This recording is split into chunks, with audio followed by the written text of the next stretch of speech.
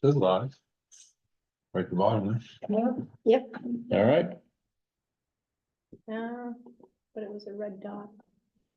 Yeah, we did that. Here we go. You're on. All right, so this is a regularly scheduled meeting of the Bangor Parks Recreation and Harbor Advisory Committee. It's January 11th, 2024. And let's begin with doing introductions. I'm Ryan Robbins. I'm a committee member and chair. I'm going to go to the right. I'm Rob Jarvis, head golf professional. Tracy Willett, Parks and Recreation Director. Leah McBriarty, board member. Debbie Janthro, assistant director. Michaela Pelkey, member. Kim Boucher, member. Just a comment on the meeting minutes. Camden, Mr. Pete.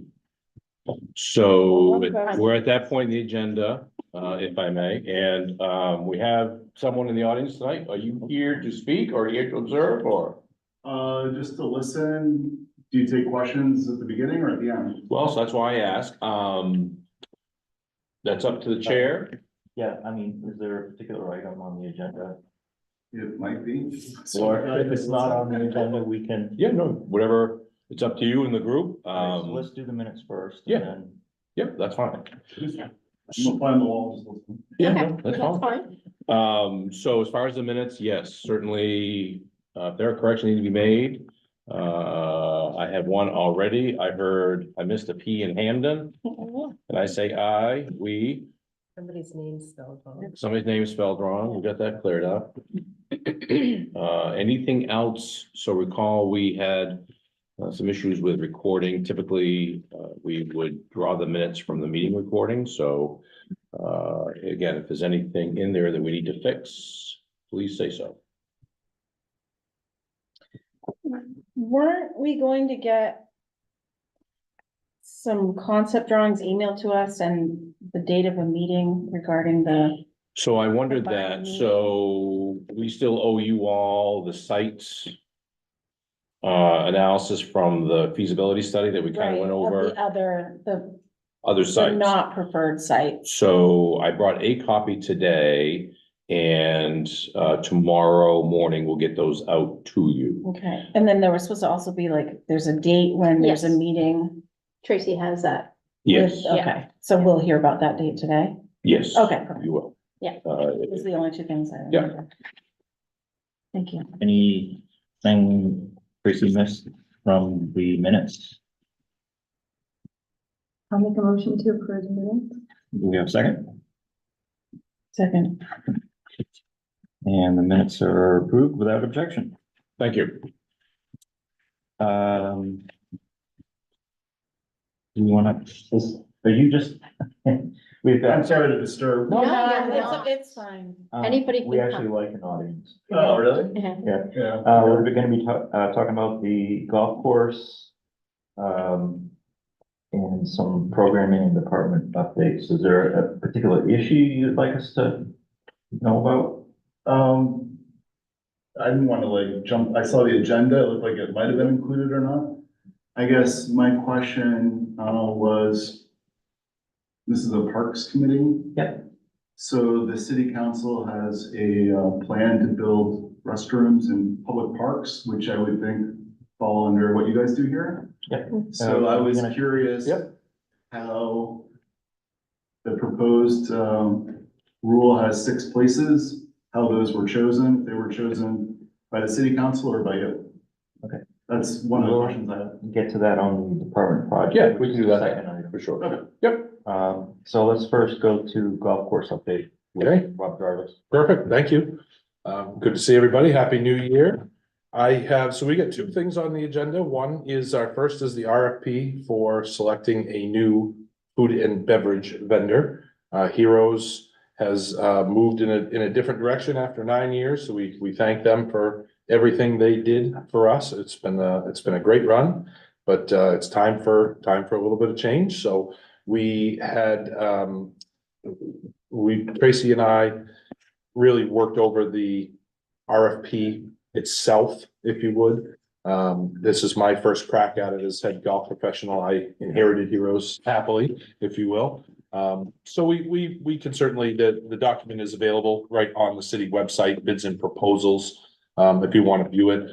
I think it's quite a bit more comprehensive than it was in the past. We also selected a small committee of 4 folks, 2 guys, 2 gals, that are gonna help us kind of vet the proposals as they come in, because they are indeed that, a proposal. It isn't just a straight, in this situation, highest bidder, as far as the lease goes. There's a lot of other factors in there. We've asked them for, some marketing ideas they might put forth, menu items, specials, hours of operations, things of that nature. So I think the proposals we'll get will be more complete in nature, which will be great. And we have, I've worked with the committee on creating a SWOT analysis on basically kind of what we feel is, not necessarily targeted toward one particular vendor that we've had in there, but what can a new vendor do better? What's some stuff that, they really should think about keeping, so on and so forth. So that'll help us in our selection. We're also going to create a ranking system, something that I've used through my service in the PGA for different committees and things, so we can create a little bit more of an objective process to start. It won't necessarily be the final answer, but it'll get us to a point where we can weigh about 6 categories that are in the RFP, with just a simple 0 to 4. And that'll kind of help us narrow down our selections, I think. So Tracy and I met just last Friday, wasn't it? With all the folks that were interested in putting in a proposal. We don't know that they actually will do that, but we had four entities.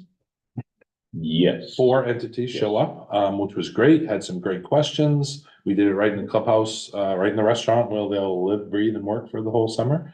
So that was very helpful to us, I thought, hearing their feedback. So all good things moving forward on that. And to be honest with you, it was, we were both, excited to have a good turnout, because it is it's a precarious thing. We've had a great vendor with great relationship that done a wonderful job. So whenever you kind of make a change like that, it can have significant impact. Food and beverage is a big part of the facility. So we're looking forward to the proposals are due in January 24th, and then we'll go from there. So Rob, question for you is, did they have to go to that, or can someone bid without being there? That was a mandatory. It site was a visit, mandatory. Yes. Yep. You look inquisitive? Question? No, I No? think it sounds great. How long was Heroes? 9 years. Yep. So the typical lease is a 3-year initial lease with an option to renew for 3 years if both parties are mutually agreed to. And then in Heroes' case, we extended their lease 3 years.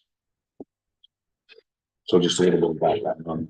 We have been a couple other things that we did that are of note. I think were good decisions on our part. They weren't necessarily budgeted items, but it was pretty important. As they had invested in some equipment, and obviously they really didn't have a use for that. So we bought that equipment, as well as both beverage cart units, which are very hard to get and very costly.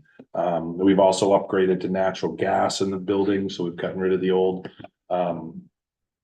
oil tank, so that's out of there, which is nice. And in turn, we'll have the restaurant equipment piped onto natural gas as well. And part of the new vendor's lease will be, we've worked with Bangor Gas, and actually with Heroes. Heroes has been great helping us put some stuff together. So natural gas will be included in their lease. So it'll be a little bit more turnkey for the new vendor coming in, I think. So that's a kind of a good plus. All right. Any other questions? Was anyone in there before them? Oh, yes. Yeah, we've had, I think, wow, I've been there 30 years. I think we've had four vendors. Oh, We had another local couple that was in there for about 9 years. And then we had one vendor in between Heroes and them. And before that, it was actually Jim Verdanis was in there when I first arrived. mhm. That's right. Yeah. He got me my first job, well, as a starter, yeah. it's a Family friend. Exciting, actually. Yeah. And Okay, and then we have the tees on further it. forward key. So the further forward tees. I thought that would just be, it's far from, you know, a huge thing, but it's, to me, it's something important. Our sport has some niceties to it where it's 400 years old. It has a lot of tradition. But we haven't always gotten it right in our game. As anybody knows that plays a game, when it was first built and it is our golf course included, nobody was really interested in, where juniors would play from, where women would play from. So there was not a lot of what they would call forward tees, or used to be called ladies tees, okay? So when we rebranded our golf course, we did away with all those monikers. So now we have a sign on the first tee that says, if you hit it X amount of yards, you should play from these tees. You hit it from this yard, you should play from these tees. So we don't have the traditional men's, women's tees anymore, because it's really such an antiquated model, because Mhm. you should play where, number one, where it's fun for you to play for. And number two, the golf ball doesn't know whether you're male or female. It just goes what direction you hit it. So, and that's always been a struggle in our sport. There's a lot of senior men that should be playing up a tee, but they would never go play on the ladies tees, okay? So as we've broken kind of down that barrier, finally, after about 300 years in our sport, we've started to realize that this has got to be fun if we're going to be out here. So some of a few of our ladies from our women's club came to me, which I love when they bring something like this that's going to make it more fun for them, and pose the question of another set of tees that are more forward, that a shorter player could play from, like a junior. So more forward than the ladies? More forward than Okay. more forward than the green tees. There are no ladies tees. So there's no more red tees? Okay, There's no gender specific tees. They're all just colors. okay, So the green tees are the more forward, okay. which used to be the red tees, and red tees were synonymous for women's tees for a million years. Yeah. I changed the color on them because that was one way to try and abolish that stigma, Okay. if you would. So these tees are not, they're going to be, not necessarily, we're not gonna build a bunch of new tee boxes, because the reality is the percentage of golfers that will be playing from this yardage wouldn't necessarily, create building 27 new tees, okay?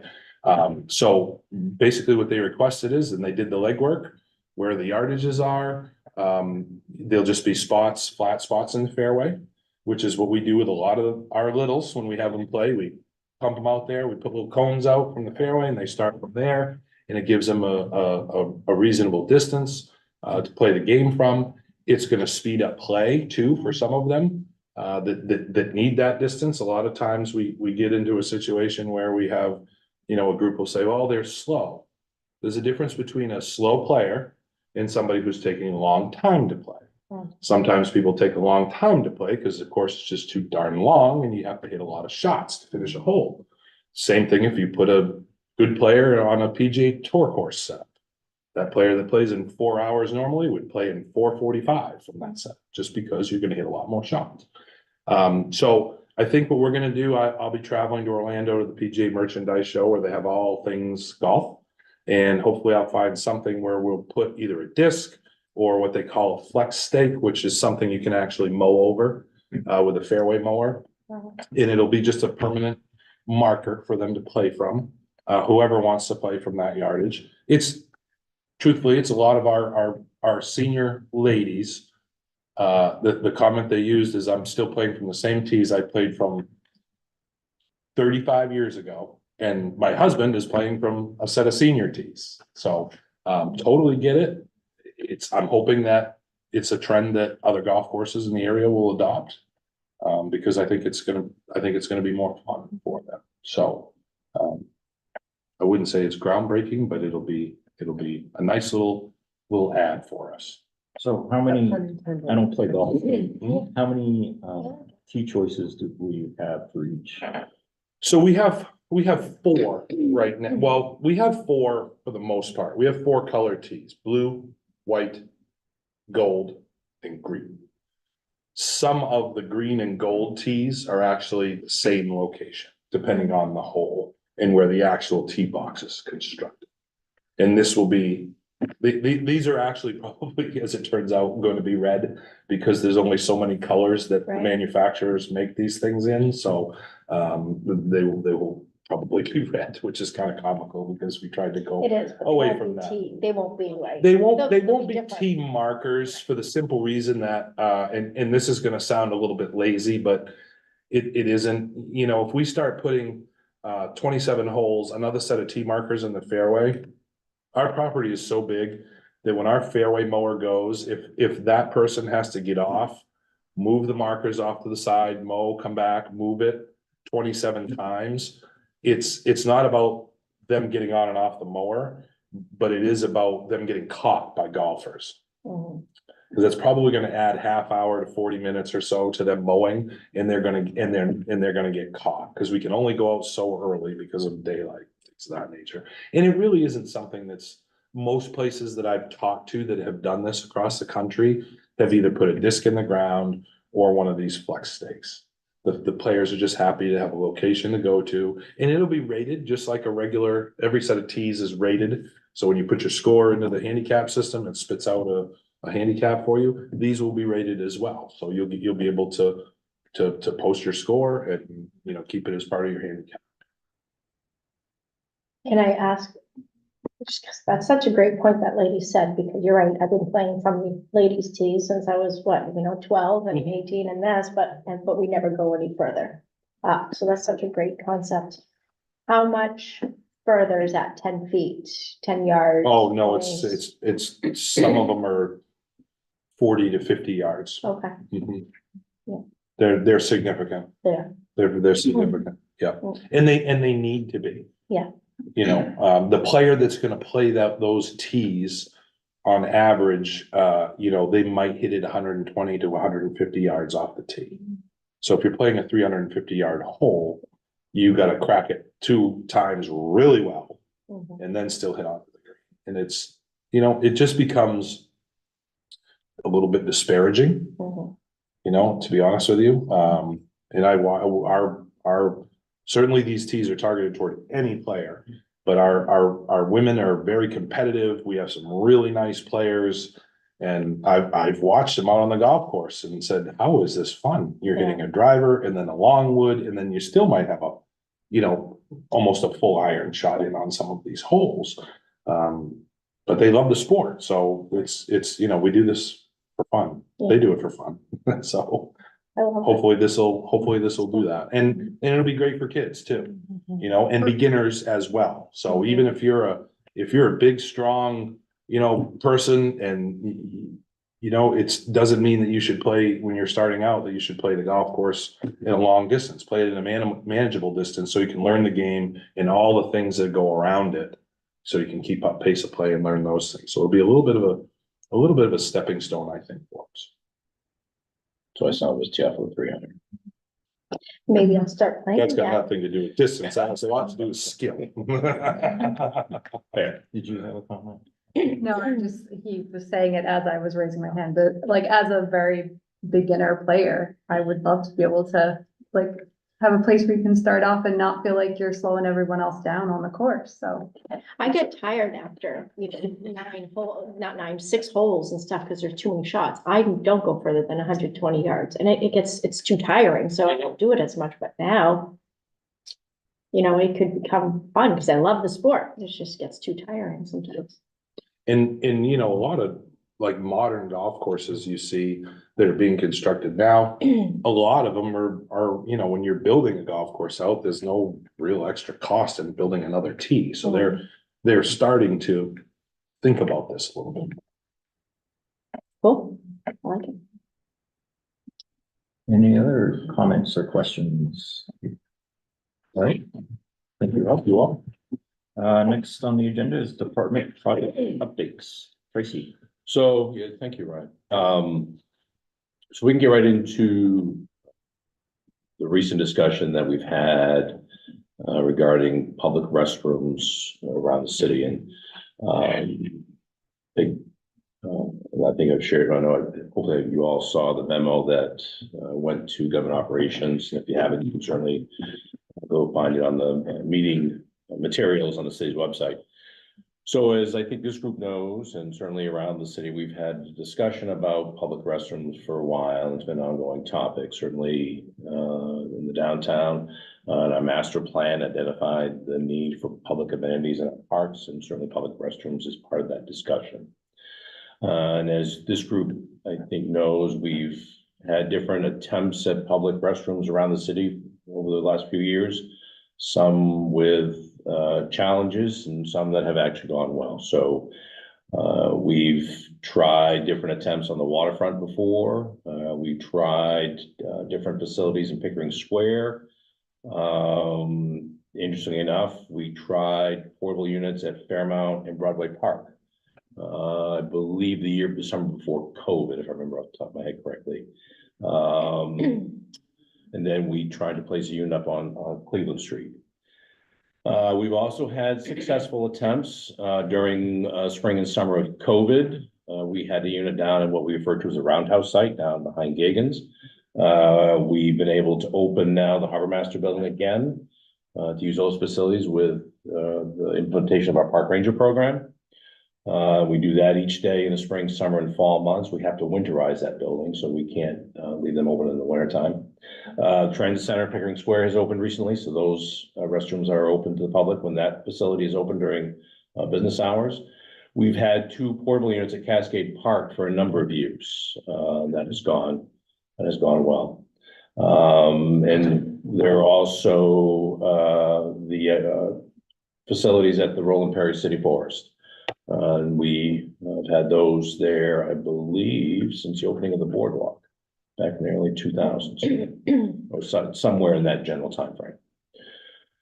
So again, as I started the conversation, the topic of public restrooms has been discussed for a few years now. And we've been researching some options besides the typical temporary portable units that you see contractors provide.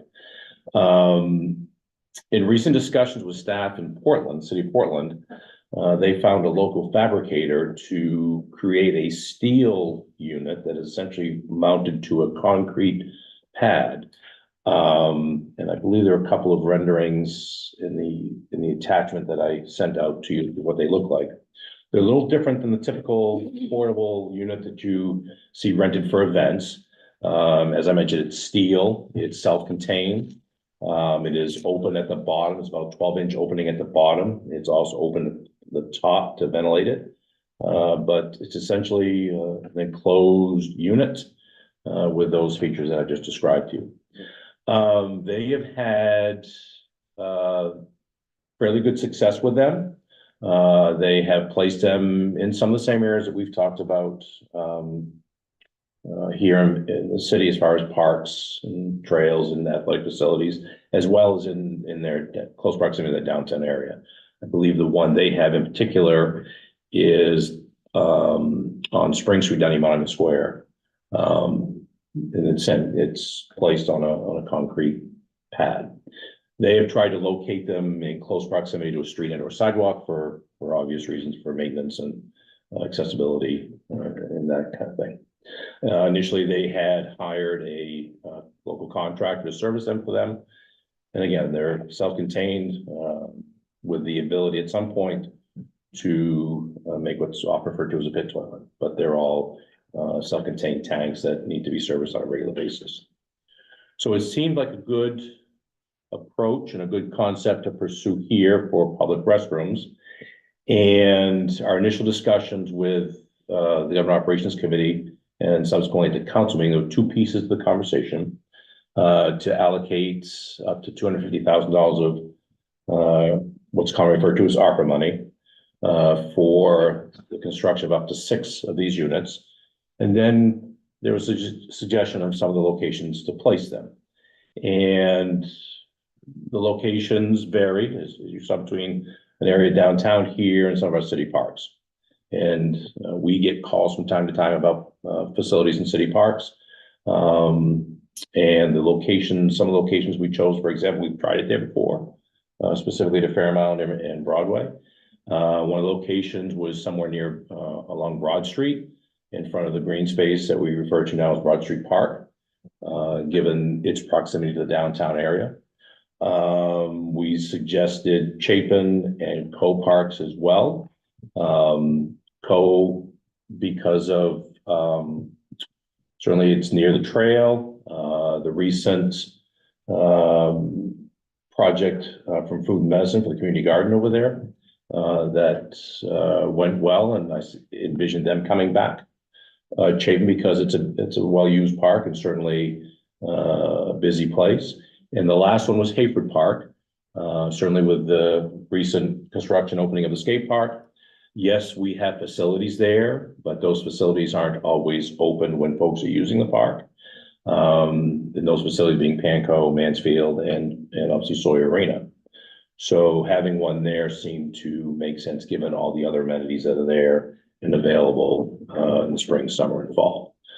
I will make sure to emphasize, reiterate, as we have from folks that have asked since that time, locations have not been decided yet. There was certainly just recommendations to consider when folks have asked about the possibility of those locations. Again, that has not been decided.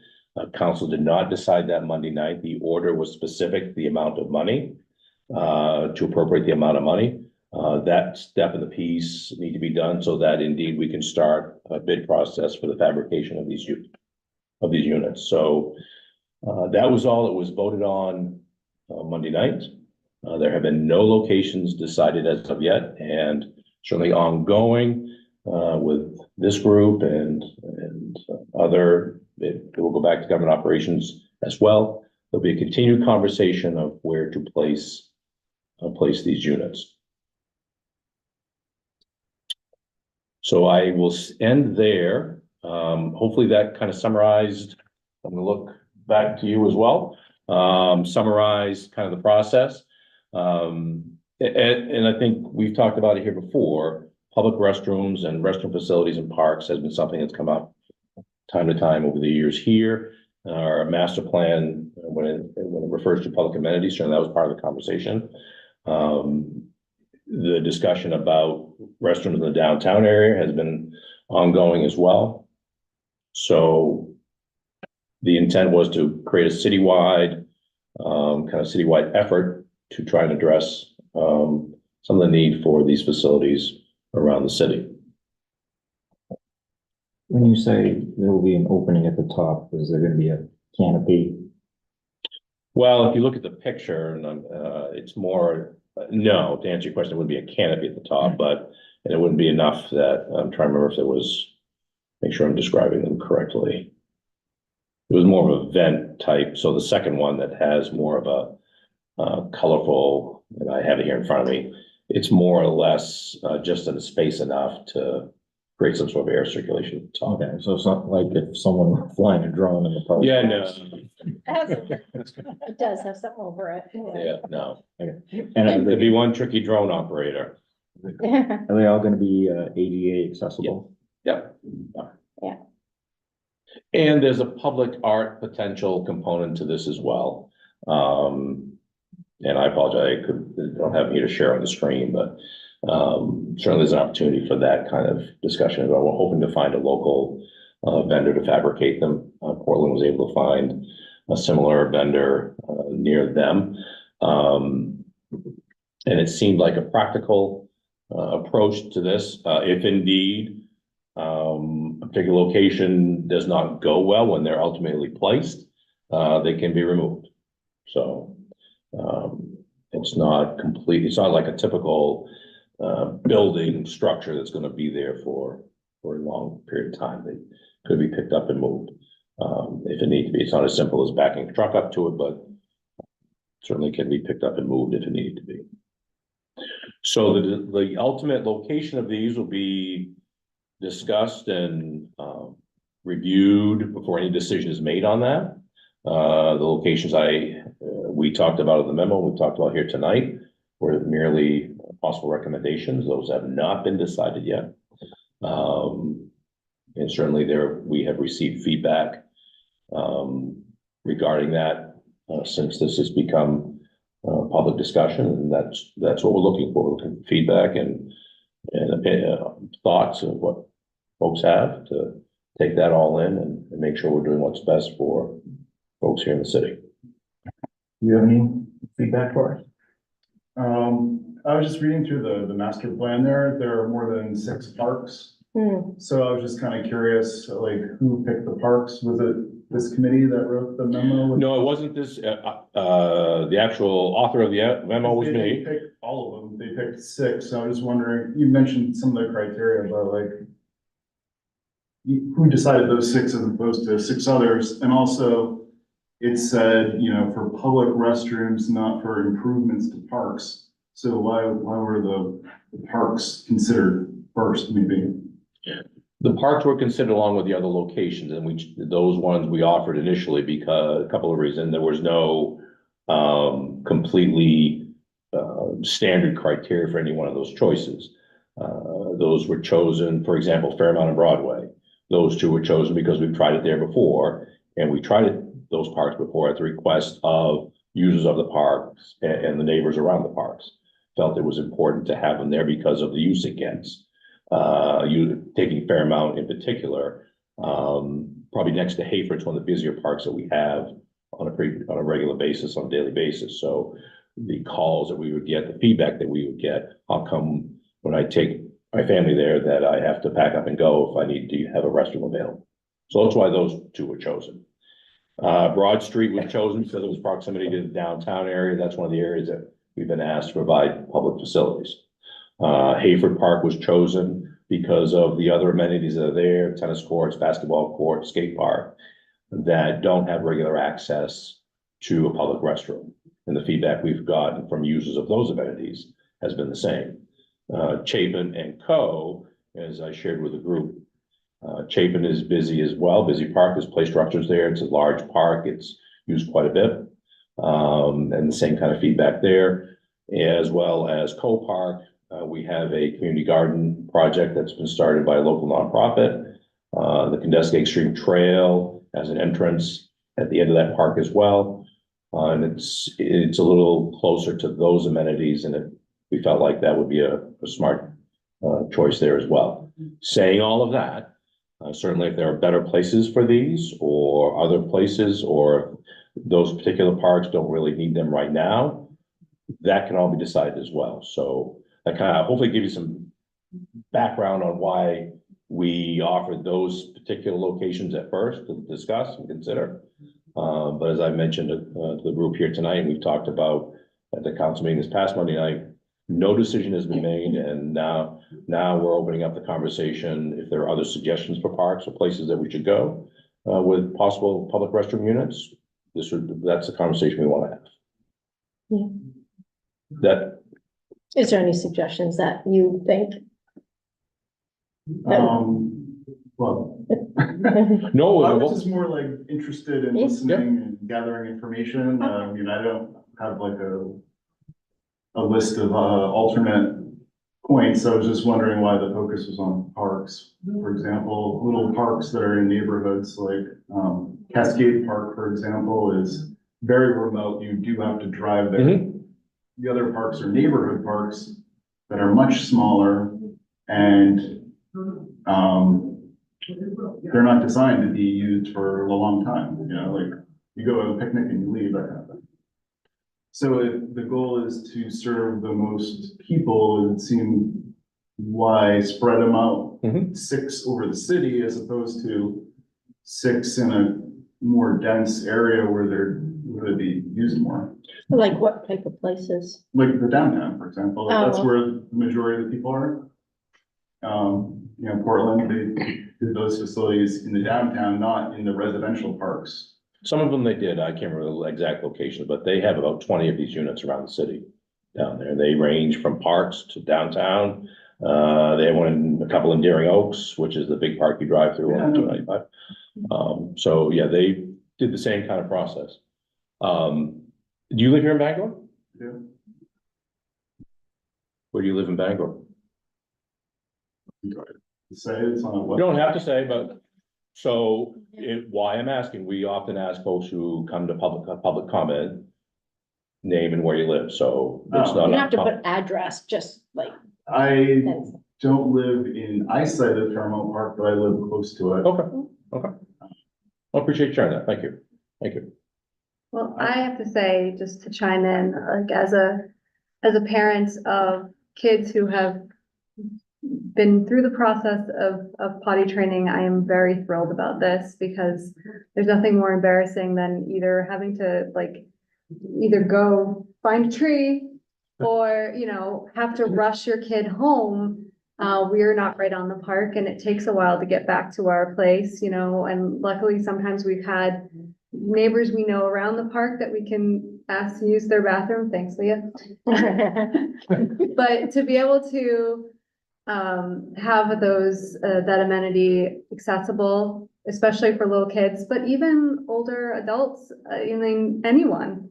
I end up spending, several hours there and, so this will be, I think, a really great thing for everyone in the city to have those, restrooms available.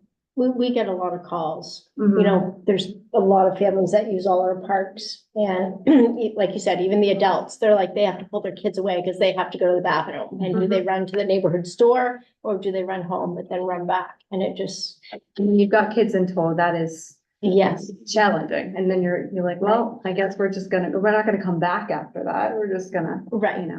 so. Does Essex Woods have any facilities?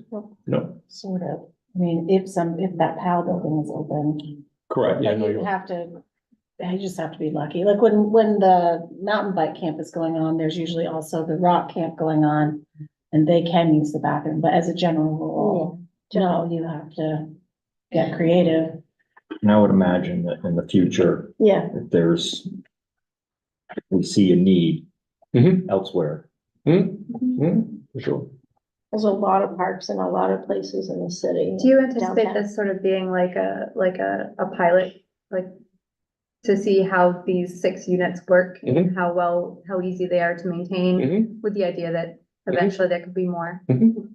Certainly, Was the 250,000, was that just for the construction or does that include the maintenance cost? includes the maintenance costs as well, so it breaks out to, the construction of the 6 units, to have a contractor maintain them, for the pad, and then any other miscellaneous costs that might come up. And again, that's just based on some experience we have, included in a contractor to place them if we had to hire a crane and that sort of thing. So based on what we do, certainly for that kind of work now, that's how we generate the estimate.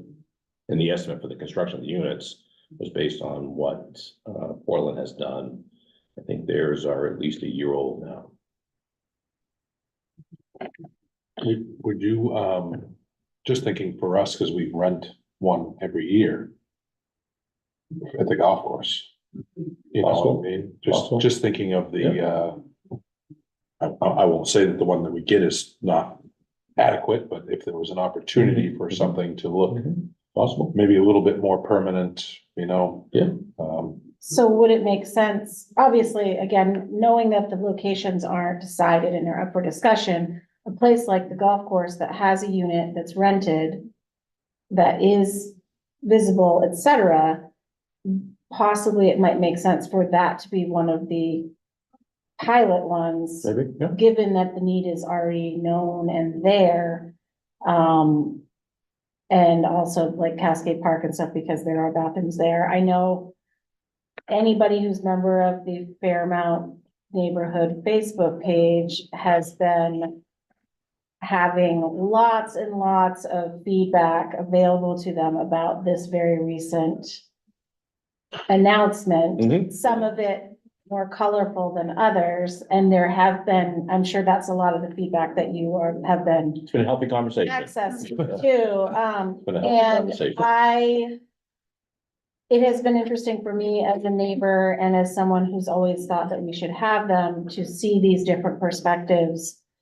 And that's been helpful to me. And people, I mean, there's a lot of fear. There's a lot of people who are afraid that this is not just going to be a bathroom for neighbors and families to use, but one that will invite people to our neighborhood simply to use the bathroom. Now, whether or not that's true, I don't know, but that is what the knee-jerk reaction to this is, healthy or otherwise. So, and that just opens another conversation of allowing people to use a facility somewhere rather than just the bush, because that is what's happening. And how is that balanced and what does that look like? And some of the fear that's been expressed is like, how frequently can they truly be monitored? Is this gonna be in place and then kind of forgotten about, and it's gonna be an eyesore, or et cetera, et cetera? And I think those are all real concerns, but I personally trust that those concerns are being factored into this, and I would hope that sentiment will spread, that it's not just slapping something down and then walking away, but that it's to trust in the process a little bit. But I think there's just a lot of fear about, Understood. people say they want places for people to use the bathroom, but they have very strong feelings about the proximity of those things to their own day-to-day Understood. recreations. I'm not saying that those are specifically my views, but that's what keeps coming up. And I know that everybody involved will be sensitive to those things. Mhm. And certainly anybody who has feedback could share that and be part of the process. So. I would encourage people to do it. imagine when the park ranger staff is increased to 3. Yes, That will be very helpful. it will be. And so to answer the question, and I had this same kind of conversation with another resident a couple of days ago. Certainly, there's not gonna be the message that we can be everywhere all of the Well, time. Of course not. But to your point, and same my suggestion, now we have the park ranger program. And then we add 2 more of the seasonal rangers. That'll be at least daily checks, if not twice daily checks Mhm. at those locations, regardless of where they are, as well as our other city parks. So, And then maybe even have a phone number, Right, like if someone sees a problem with drug use or yeah. what have you, they can call that. Is there a reasonable expectation that perhaps they would be only open during certain hours of the day? So that at sundown or whatever, when the parks are, I mean, I realize the parks aren't really closed, but They do though at sundown. because Well, they close then it. perhaps some of that fear of the misuse could be waned, because as we all know, like, let's use Fairmount Park as an example, because that's where I live. The park is always occupied. There's almost always someone there. There's almost always an adult there. And if the neighborhood wants to take ownership of that park, as we already do, then that would be part of that as well. And with, when someone's present, there's less likelihood, if there's an adult there, there's less likelihood of a kid to throw a rock through a window or whatever it is. And so if we're already there and it's part of our community, then I feel like there should be some community ownership involved in this. I came from a community, which you've heard me mention in these meetings before, where all of the neighborhood parks that had playground facilities had bathroom facilities. They had actual plumbing and they were permanent buildings. And there were times when they were very well maintained, and there were times where someone had gone in there and made a mess, and that's just the way it was. But as a parent of small children, I thought it was fantastic. When I moved to Bangor, I was flabbergasted by the fact that there were playgrounds and no facilities. I didn't get it because I came from a situation where that was so common. I understand the challenges that we face here in this community, but there are a lot of people who live here who can use the facilities in a respectful way and also call somebody if they're not being used properly. So a couple of things just to come back to some of the questions and or points to be made. Certainly, conditions of use and how they're maintained and scheduled are all pieces that we'll discuss as we go forward. And ultimately, if we decide to attach hours to them, then that can be something we talk about for sure. To now, just what we do now in the Harbor Master Building. Yeah. Harbor Master Building is not open all of the time. There are set hours to it, and that's when it's available, and we make that known. And on occasion, on some special events, we'll open it for special events. The new building down, the recently completed tank down, further down the waterfront will be the same kind of scenario. And again, given now that we have a park ranger program, that'll be easier for us to manage. Had we not had that program, I would come back to the question about scheduled hours. That'd be more difficult for us to manage. So certainly with having the ranger, that can be certainly part of the duties of that individual who's on duty on that shift. And all of this is up for discussion, so. Can I ask also, I know we have a partnership with Heal that's going around to make sure that the needle waste is disposed of properly at the parks. Could they be also assisting the park rangers in checking the bathrooms as they do their rounds as well? Just to be another eyes on. At the very least, when they're out working on the boxes, and I believe in 99.9%, I'm gonna look at you, Dan, certain that there is a number on the park signs now. On our park signs? Yes. I believe there is. If not, then we should put one on, but We should. so certainly they could say, hey, by the way, here's what you got going on at Co-Park and in the restroom. So certainly there's something to talk with them about. We have our website on there. But I'm not sure if the phone number is right on there. Maybe even a QR code. We do have QR codes, but that's to the park itself, but, Yeah. but that's trail systems, but we could do a QR. Technology has Make it- changed since yes, we make it first put super those easy for signs them on to there. Take them right to a webpage that says. Yep. This is, Yep. you automatically know which park they scanned it at. As we go forward and replace those signs, that's absolutely something that we do. Yeah. Would there be any security, like, I don't know, additional lighting or anything else around the facilities? Could, and again, these are all things as we talk about potential locations and some of the specific conditions or things we'd want to make sure we do to give it the best chance of success. That certainly can be one of the things we talk about. Like that solar powered Yeah. motion activated light. Sure. And some of them, I'm sure there's lights next to them that you just park it closer to that with the pad. And I think that to Leah's concern, I don't think you guys are gonna exactly advertise with a big sign saying, ooh, this park has a. Well, the interesting, for somebody who travels a lot, and I've been in these situations at parks in Washington DC, New York, all these places, like, where are we gonna go to the restroom around here? I think there's ways to put it into Google Map yourself, so they'll get maps. Yeah, they'll find it. That somebody will enter it into Google and when you. But isn't pull that up a great, something- I mean, isn't that a great use of the thing? Like, yeah, if I you're traveling think so, and there's a because- park, yeah. it's usually, oh, that's where we're gonna go, and you stop, and if there isn't one, it's too late, and you're gonna go there anyway, Well, it'll tell you, you know, what amenities it has. you know? Mhm. I mean, especially if you have kids. So, yeah, and I just wanna clarify that those things that I just shared aren't necessarily my concerns, they're things that just keep getting hammered in the Facebook group for our neighborhood. Yeah. And I just am, yeah, I think Put it maybe out it's there. just that maybe ensuring that there also are enough bathroom facilities that are downtown so that there are places where people who are downtown or people who are unhoused can also use them. I think that fear of Mhm. feeling like if the bathrooms are not downtown, then people will come find them.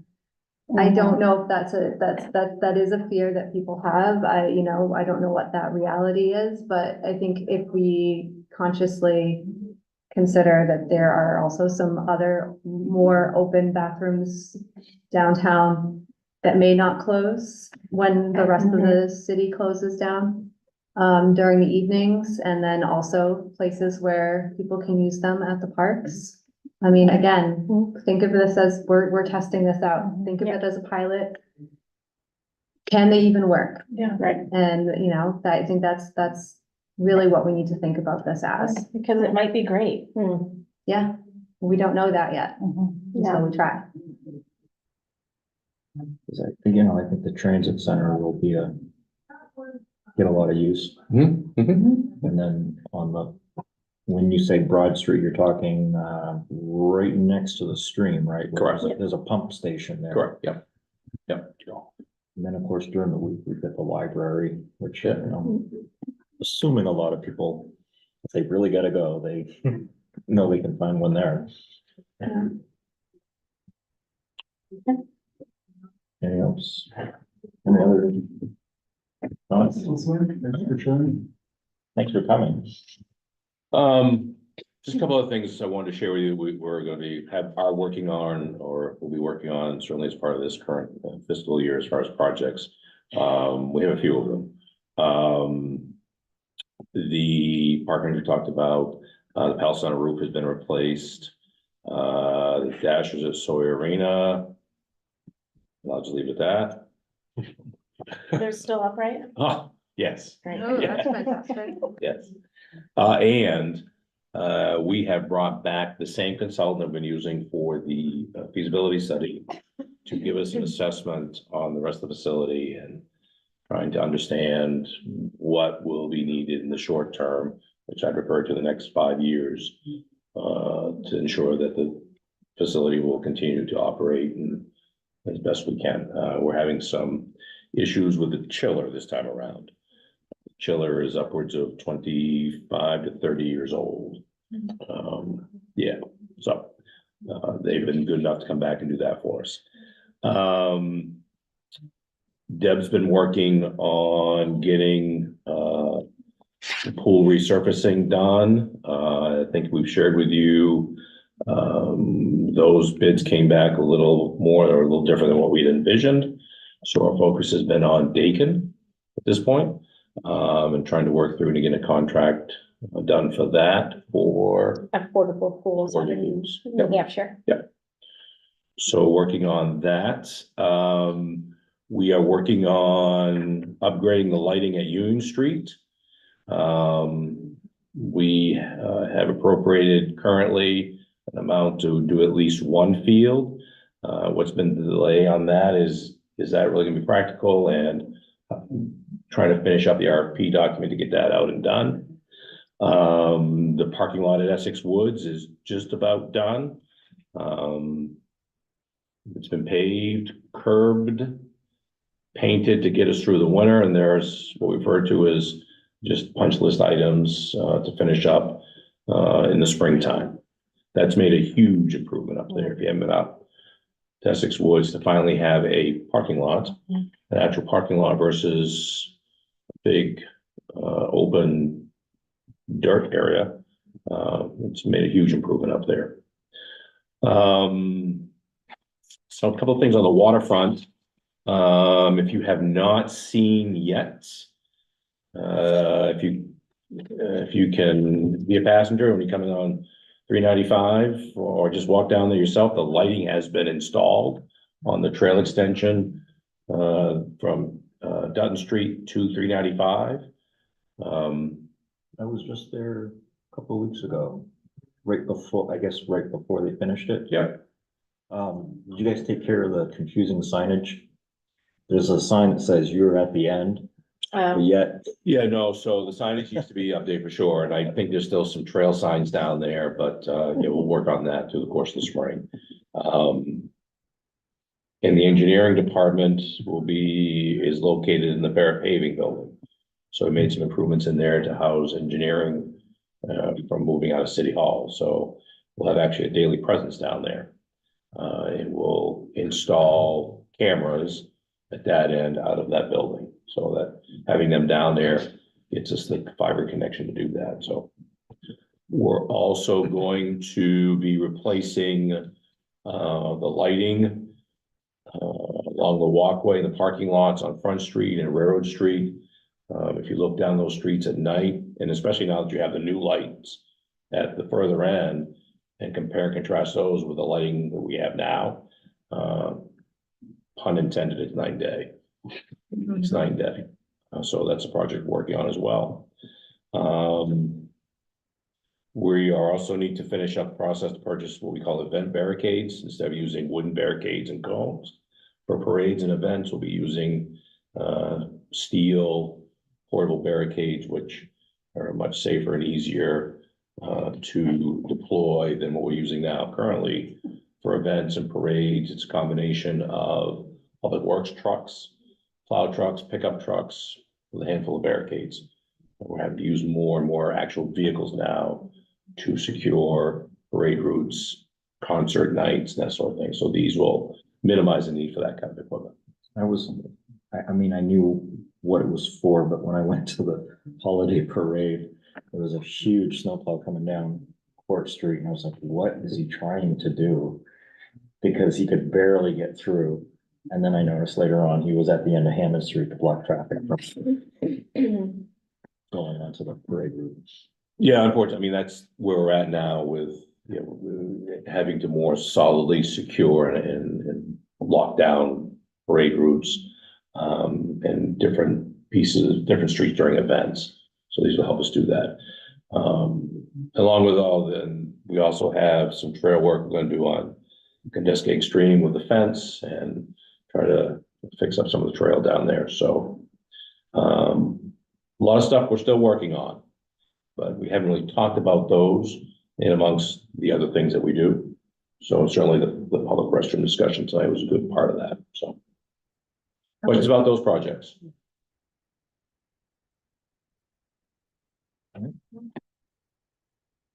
Program update. Did you want to say something before? No. Okay. Okay, program update, we talked, did we talk last month about programming? Not much. And this is just a quick update on what have going on. When I talked to you guys in October, a lot of the stuff is the same. It's just that it's actually going on or over from what happened in October. So it's more gonna be of how they produced and stuff like that. We're in the middle, getting towards the end of travel basketball, but our basketball season is halfway over for some of our youth programming. We actually had the most teams this year compared to not many more, but 32 basketball teams here just in Bangor this year. Our house program, we had over 250 kids sign up and do that with teams, and travel basketball, we had a total of 8 teams. Travel is almost over. We travel all the way from MDI to Holton to Calais to Belfast. That's the travel league. In-house, we stayed in-house this year. In previous years, we've actually, our house team did travel to some other areas, Old Town Arnold, that had just 1 or 2 teams and they needed to play somewhere else. We found with them that because we need to break up our house basketball into 2 different times, because we have so many teams in one little tiny gym, that it never worked out with these other little communities. The timing of the basketball season. Our 2nd and 3rd grade started in November, October, November, and this week's the first week of our middle school and 4th and 5th grade basketball starting. So we have 2 totally separate different seasons just because of so many kids that signed up for our program. Hopefully someday when we have multiple gyms, that will change it, but as of right now, we have to do it that way. Some other programs we have going on are Learn to Skate. I know Joe was here last month, talking about Learn to Skate, but it's actually started and one of the sessions is over. We housed over 120 kids have signed up for a Learn to Skate program, which is amazing. One program I don't know if I've talked to you guys much about, I think I've thrown it out every once in a great, is Baton. So Baton has been a program that we've had for probably, I've been here 15 years, probably 13 or 14 years. When we got approached that long ago to put a baton program together. We did, and the instructor's out of Portland. And she comes once a week and drives up here, and it's a very popular, it seems like the kids that do the beginner program, actually the introduction program, they're really young, they're ages 4 and 5, and they stay all the way until they're 20. They just continue it throughout the whole thing. It's very popular, and there's a program out of Portland and Bangor, and they travel throughout the country once a year to go do competitions and stuff. Preschool open gym, some of you who had kids, when they were younger who attended it, we do it 3 days a week. It's not a program that we advertise a lot because so many people go to it. And if we advertise, it would be so full that these kids would be tripping on each other. But right now we have 40, 50, 60 kids every Monday, Wednesday, and Friday. It's a free program for parents and their little toddlers to come in and just play and socialize. It's wonderful. Our Herman Mountain Ski program started a couple nights ago at Herman, and we thank them to do a program like this. They give us a big savings to what their normal cost is, over $75 savings for Herman Mountain lessons, skiing and snowboarding. We are offering Sugarloaf discount tickets again this year. The first trip does not start till next weekend, the 20th. And that is, again, a huge savings between, the regular pricing is $138 walk-up window ticket. And ours are between $54 and $74 a ticket through Sugarloaf. So a great savings, and we thank them for doing that program with us. Wrestling, since we started wrestling many years ago, due to lack of gym space, we've always started that in March after basketball is over. One thing that wrestling's been trying to do with us is having it earlier during the wrestling season. Wrestling is winter season. So we offered them our one and only couple hours a week that we had, which was Sunday nights. So we did wrestling on Sunday nights. And that started in December. So we have been running that. They want to do it again in the spring, and they want to do it again in the summer. It's very popular. So great program to have. Our Valentine's Daughter Dance is coming up. We are, this year, we did secure a Saturday night date. Last year was a Friday night, is when we could only get Cross Insurance Center.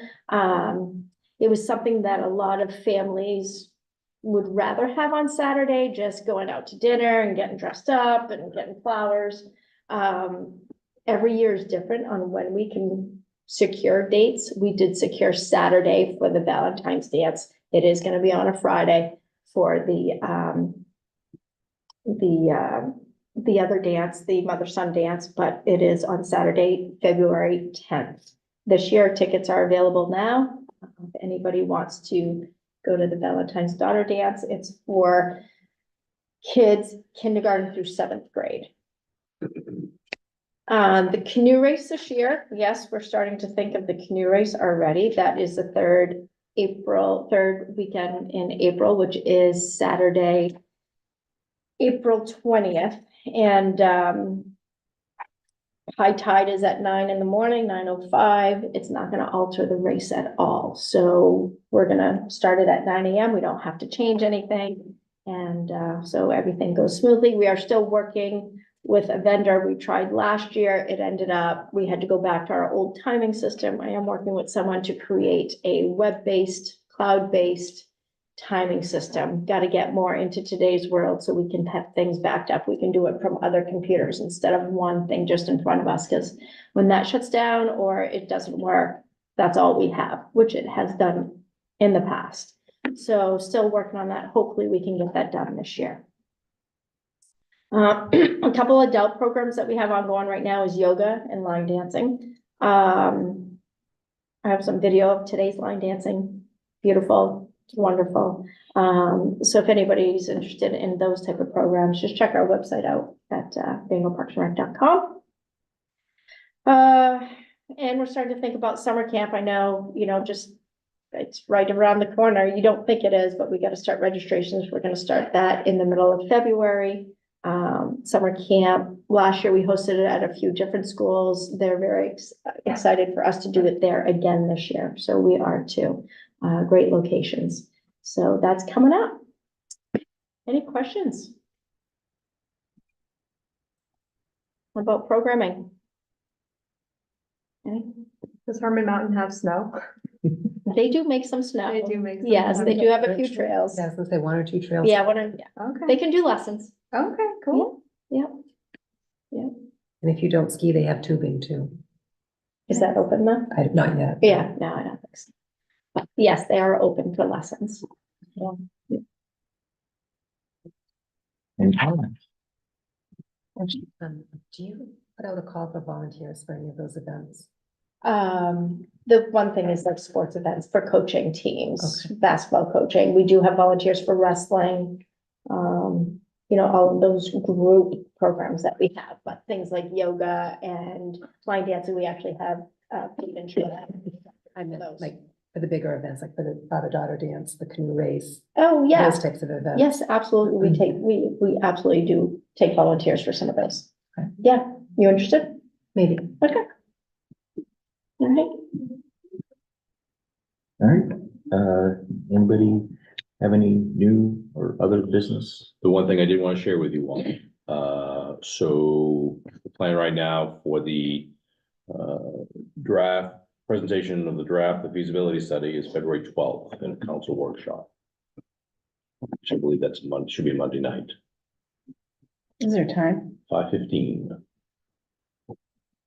Hopefully we see you there. Well, tell us, Okay. remind us what's happening at that meeting. So right now, they're being very done, is finishing up. Estimates for construction, estimates for operation and management, putting together a presentation for that. Ideally, we work our way through the workshop with any, if there are any changes to make to the draft or any questions to follow up with, that's what's gonna happen that night. In the meantime, if you have any follow-up questions, certainly share those with us. From that workshop, like we did with the master plan, have the feasibility study adopted by council. So that we could start to look at the next steps in the timeline, included in the construction estimates, the operation and management estimates would be a proposed timeline for each step in the next steps in the process.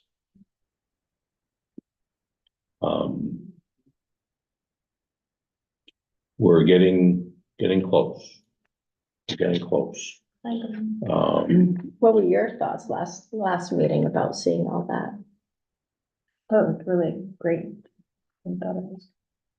Yeah, it's exciting to think about and to wonder like how soon that could happen so that our families can participate, incoming families will come here knowing that that is an option, things like that. It is very exciting. Where on Griffin Road? So it'd be what is now,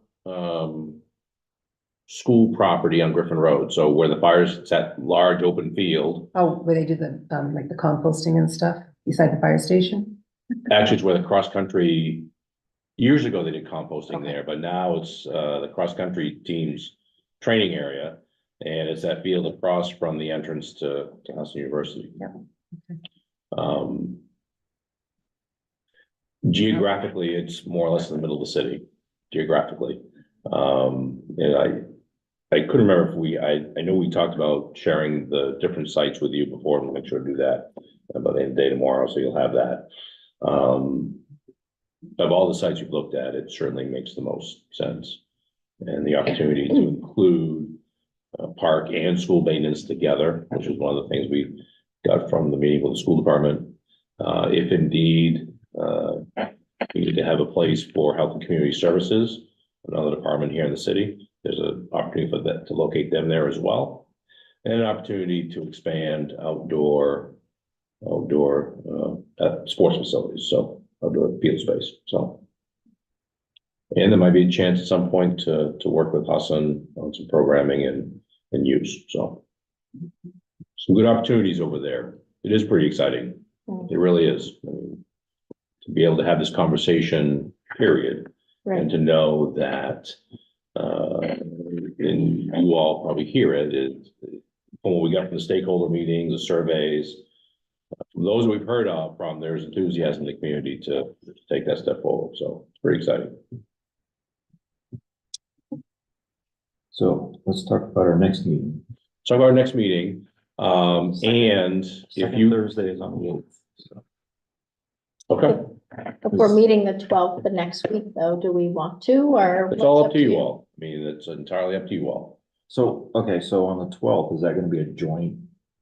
No. No, we're just gonna be there as, It's a council workshop, so, if I say, so everybody knows what the process is as far as that meeting at night, each council meeting night, which is the second and fourth Mondays of each month, they schedule a workshop session prior to the meetings, and it covers a variety of topics. Presentations are good, and it's around this table. And it's a good question and answer back and forth. I think we did the same kind of process for the master plan. So this would be much the same thing. So back to your question about the meeting, that's entirely up to you all. We set aside the second Thursday of every month. If you want to forego that meeting, and then either schedule a follow-up later in February or skip February altogether, does not matter to us what you want to do. what do you guys want to do? I think we should meet. I don't know if it makes sense to meet the third Thursday in February so that people who couldn't make it to the workshop could be updated on what we Just- discussed, or is that worth it? I don't really know what the. School breaks the 18th or the weekend. Yeah, that's school vacation week. I don't know if that Right, but the matters. 15th is if Yeah. the 8th is the second weekend. The then- third Thursday is the 15th, because the first is on a Thursday. So, but. Did you either tell way, us this I'll so be that, there. just so we would watch it, or did you want us to be there? At the- Well, if you could be there, that'd be fantastic. We actually have Barry Dunn, the representatives are flying here Yes. to do the presentation. They're not just gonna be on TV. We've asked Barry Dunn to be here in Yeah. person. And again, if you can't, that's great. It's okay, but if you can make it, ideally, we'd love to have you there. All We of you wanna there. just call that so we're basically, it's our meeting for what, February, and we meet in March? Or let's put it this way. Do you have any new programming stuff that you would want to tell us next month?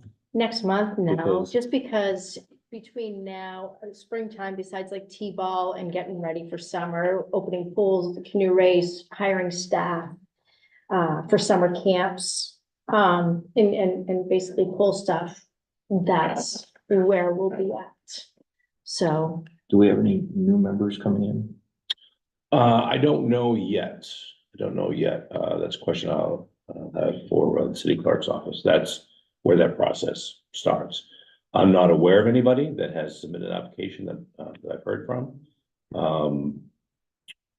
I know you tried to reach out to a couple, but I don't know how that's been followed through. So Matt was, Matt was a golf user. So that's where that new member would come from to replace him. and isn't Andrea done though too? Isn't she? Andrea termed out, yes. Oh, she did. Yeah, It Andrea was termed her out. third year. Yeah, I think it was I her. believe too. Andrea's termed out. Yeah. So do we not want to meet next month? Okay. Is there anyone who really, really wants to meet next month? I say we meet on the 12th, and if you go, I mean, not for a meeting, but just Use the Your- 12th as your meeting. your That's your support. meeting, yes. we're all supporting each other on this. Works for us. Yeah. You So can meet that- them, you can meet Barry Dunn team and So do we want our next meeting to be March 14th? Yep, can do that. March 14th it is. Great. Oh, we're talking about March. And now, Rob, do you have any, do you ever mention to people that, hey, there's this opening to golf users so that somebody who's invested in the golf course would want to join our group? I try, to be honest with you, it's. I could probably get a non-resident easier than I can a resident, Oh, sure. unfortunately.